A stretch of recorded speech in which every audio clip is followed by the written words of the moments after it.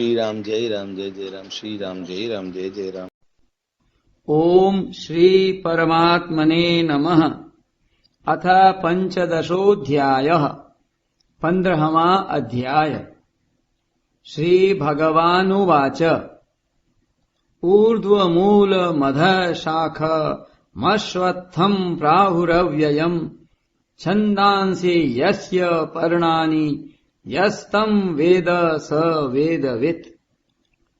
श्री भगवान बोले, ऊपर की ओर मूल वाले तथा नीचे की ओर शाखा वाले जिस संसार रूप अश्वत्थ वृक्ष को प्रवाह रूप से अव्यय कहते हैं और वेद जिसके पत्ते हैं, उस संसार वृक्ष को जो जानता है वह संपूर्ण वेदों को जानने वाला है।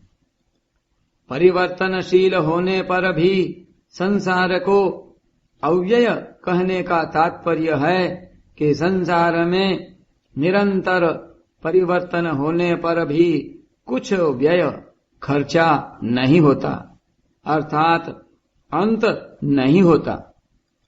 जैसे समुद्र के ऊपर कितनी लहरें उठती दिखती हैं, ज्वार भाटा आता है पर उसका जल उतना ही रहता है, घटता बढ़ता नहीं। ऐसे ही निरंतर परिवर्तन दिखने पर भी संसार अव्यय ही रहता है। परिवर्तनशील संसार भी परमात्मा की शक्ति अपरा प्रकृति का कार्य होने से परमात्मा का ही स्वरूप है। सदसच्चाहम अर्जुन, परिवर्तन रूप अपरा प्रकृति भी परमात्मा का स्वरूप है। यह संसार उस परमात्मा की ही लहरें हैं। जैसे ऊपर से लहरें दिखने पर भी समुद्र के भीतर कोई लहर नहीं है, भीतर से समुद्र सम शांत है, ऐसे ही ऊपर से संसार परिवर्तनशील दिखते हुए भी भीतर से एक सम शांत परमात्मा तत्व है। तात्पर्य यह हुआ कि संसार रूप से अव्यय नहीं है, प्रत्युत भगवद रूप से अव्यय है। अधश्चोर्ध्वम् प्रसृतास्तस्य शाखा गुण प्रवृद्धा विषय प्रवालः अधश्च मूलान्यनुसन्ततानि कर्मानुबन्धीनि मनुष्यलोके।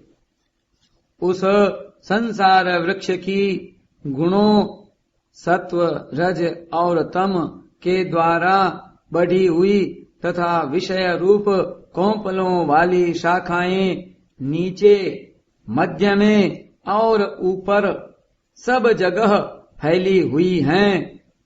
मनुष्य लोक में कर्मों के अनुसार बांधने वाले मूल भी नीचे और ऊपर सभी लोकों में व्याप्त हो रहे हैं।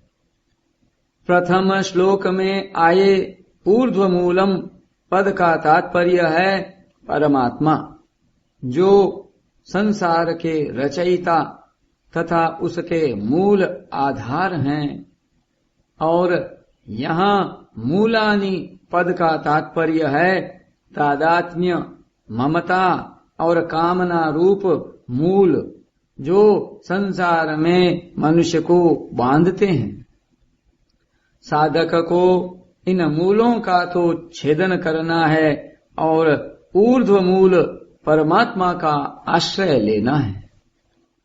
न रूपमस्येह तथोपलभ्यते नान्तो न चादिर न च संप्रतिष्ठा अश्वत्थमेनं सुविरूढ़ मूल मसंग शस्त्रेण दृढ़ेन छित्त्वा।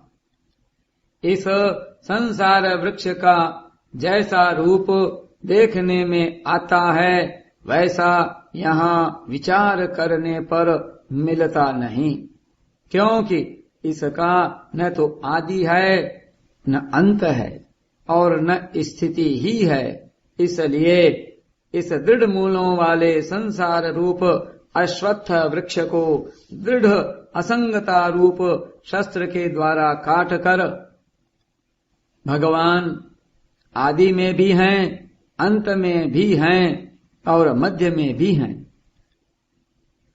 परंतु संसार न आदि में है, न अंत में है और न मध्य में ही है, अर्थात संसार की सत्ता ही नहीं है।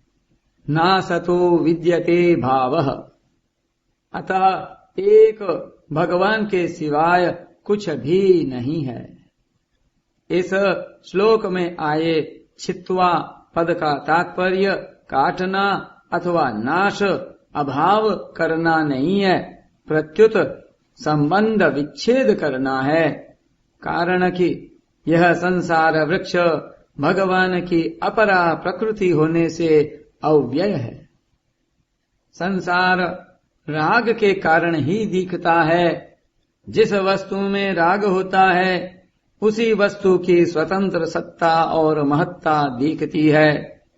यदि राग न रहे तो नेत्रों से संसार की सत्ता दिखते हुए भी महत्ता नहीं रहती।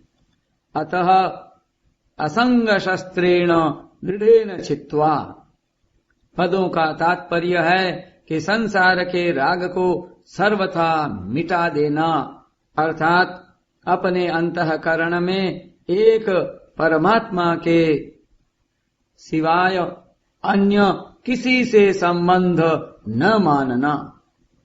सृष्टि मात्र की किसी भी वस्तु को अपनी और अपने लिए न मानना। वास्तव में संसार की सत्ता बंधन कारक नहीं है, प्रत्युत उससे राग पूर्वक माना हुआ संबंध ही बंधन कारक है। सत्ता बाधक नहीं है, महत्ता बाधक है। हम जिस वस्तु को महत्ता देते हैं वही बांधने वाली हो जाती है। महत्ता हमारी दी हुई है, उसमें है नहीं। संसार से संबंध विच्छेद करने पर संसार का संसार रूप से अभाव हो जाता है और वह भगवद रूप से दिखने लगता है। वासुदेवः सर्वम्।